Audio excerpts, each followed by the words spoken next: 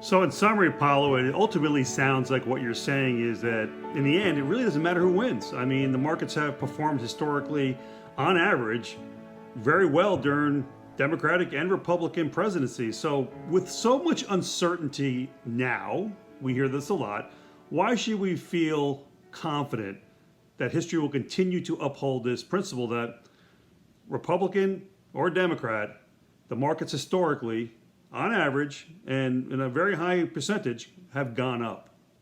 Yeah, and that's actually the key question. Why is it? Am I just optimistic by nature, and you should follow along with me? No, no, no, no.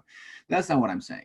What I'm well, the ultimate why to your question, Kev, is the ultimate why is because when we buy ownership in companies, we are entitled to partake in the profits that the company makes.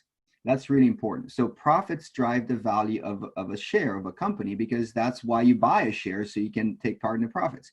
So if you think of the profits of companies, whether it's Coca-Cola or McDonald's or Facebook or Amazon, those profits are likely driven by their products, what competition they have, strategy, how they execute the strategy, what might be going on in the world at the time. And those considerations are much, much more relevant than who's in the White House. So to me, think about this. What is driving the profits of Coca-Cola and McDonald's? Is it the White House, or is it something that is under their own control? And to me, absolutely, without a doubt, it's the company itself can focus on things that drive products. I think is just incredibly important. Consumer tastes is incredibly important. But here's the deal. Do you believe sincerely that consumers will change behavior and will consume fewer blueberries, or change their behavior in response to the election of who's in the office? Do you really believe that companies will cease to see profit opportunities because one president is in office or the other?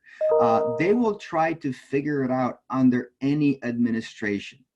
It's again there, it's one of those things that even if you look over the last few years, we have had companies who have been challenged a bit because of the trade wars and the tariffs, and they figured it out. And it was not easy. I know a lot of business people are really frustrated, and just the life is harder because of all the uncertainty of policies and trade war, but they made it work. They figured it out.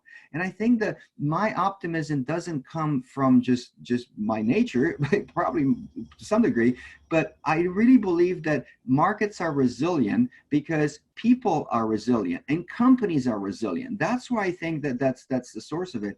And this resiliency, you can actually see it not just in politics. I think that probably one of the most interesting example that I found is looking at this resilience during really, really, really dark times. And we haven't had many, particularly in our lifetime. This is one of them. But if we can ask our parents, probably the darkest days of our parents' generation was World War II. And if you look at World War II and take a time machine back to 1936, you see that the Olympics were in Berlin, and then in 1937 there was a drop in the market almost as big as the financial crisis. So you lost more than a third of the value in the market, which is could be. I mean, it's really terrifying to see these numbers.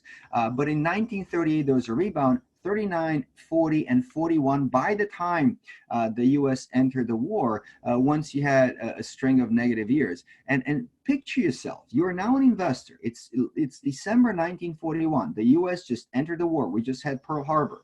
And you're in a dimly lit living room somewhere in a late evening on a Thursday, and you're thinking to yourself, boy, what should I be doing with my money? How is investing looking?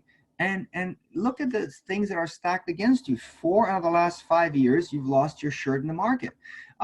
You look at the war, and millions of people are dying. Cities are being destroyed, and on top of that, the marginal tax rate at the highest level back in those days was 90%. Today is 37%. And certainly there are deductions and other things that have changed, but think about this. 90% was the highest marginal tax rate. How would you have felt as an investor? Boy, this can be good. This can be good. And it's the last place that I want to do is be invested in the market.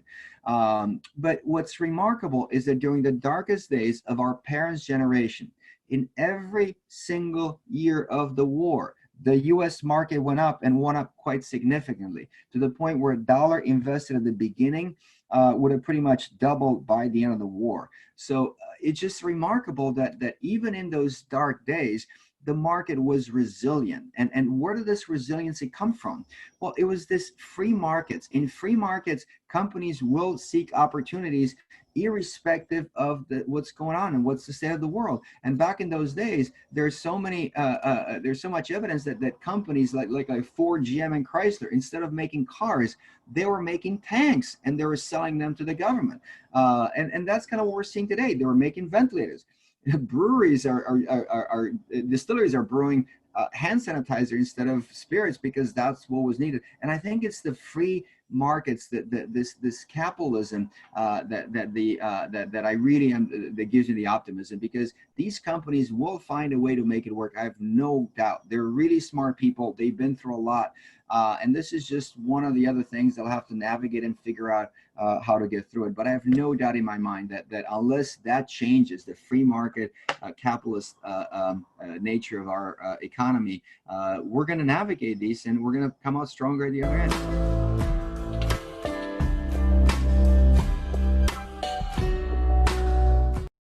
Again, thanks for being with us today, and please follow us on all our social media platforms: Twitter, Facebook, Instagram, and YouTube. We look forward to seeing you on the other side.